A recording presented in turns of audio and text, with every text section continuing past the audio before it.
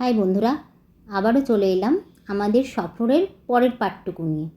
দেখতেই পাচ্ছ আমরা এখন যাচ্ছি ট্রেনে করে। এইমাত্র কল্যাণী স্টেশন ছেড়ে আমাদের ট্রেন ঢুকছে কাঁচরাপাড়া স্টেশনে।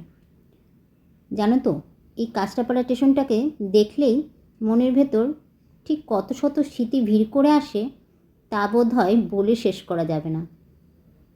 এখানে আমার বাবার অফিসের অনেক কলিগদের বাড়ি ছিল, আর তাদের সূত্রেই জড়িয়ে আছে আমাদের ছোটোবেলার দারুণ সব মুহূর্ত। এখানকার এক জেঠুর বাড়িতে মহালয়ার দিন রাতে ভীষণ ধুমধাম করে কালী পুজো হতো। আমরা প্রায় প্রত্যেক বছরই আসতাম এখানে। উফ, কী যে ভালো লাগতো সেই দিনগুলো, কি বলবো। সারা রাত ধরে পুজো চলতো, আর পুজো যখন শেষ হতো ঠিক তখনই ভোরবেলায় শুরু হয়ে যেত মহালয়া। চারিদিকে মন্ত্র উচ্চারণ, বীরেন্দ্রকৃষ্ণ ভদ্রের সেই চেনা গলা, আর পুজো উপলক্ষে কত মানুষের একসাথে খাওয়া দাওয়া, সব মিলিয়ে একটা গমগমে আনন্দময় পরিবেশ। সত্যি সেই ছোটোবেলার দিনগুলো আর কোনো দিন ফিরে আসবে না। আগেই বললাম, যেহেতু বাবার অনেক কলিগদের বাড়ি ছিল এখানে, তাই সবার বাড়ি ঘুরে দেখা করে আসতে হতো। আর ওখানকার মানুষজন আমাদের এত ভালোবাসতেন, এতটা স্নেহ করতেন যে আজ এত বছর পরেও সেই স্মৃতিগুলো চোখের সামনে একদম পরিষ্কার ভেসে ওঠে।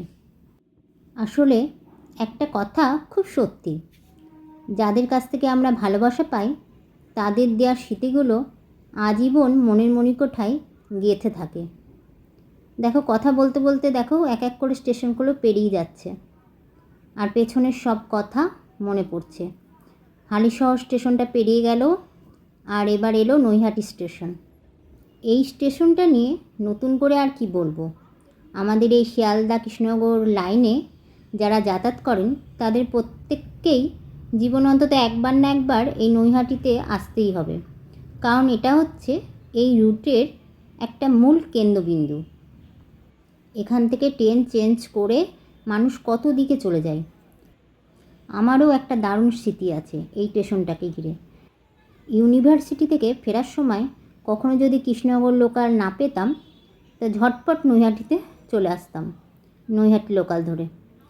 তারপর এখান থেকে কৃষ্ণনগর বা রানাঘাট লোকাল ধরে নিতাম, যাতে তাড়াতাড়ি কিছুটা পথ এগিয়ে যাওয়া যায়, তাহলে তাড়াতাড়ি বাড়ি পৌঁছানো যাবে। দেখো, নৈহাটি ছেড়ে আমাদের ট্রেন এখন পেরিয়ে যাচ্ছে।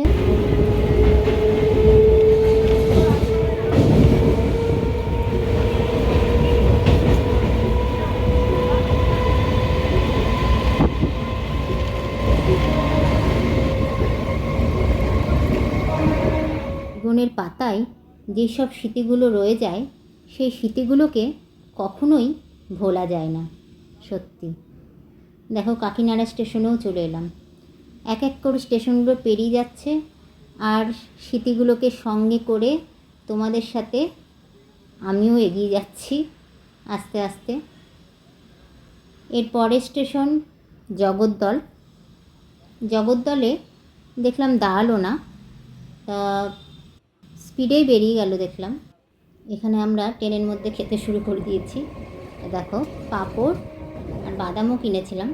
নিয়ে উঠে টুকটাক জিনিস খেতে ভালোই লাগে। তা আজকের এই পার্টটা তবে এখানেই শেষ করছি।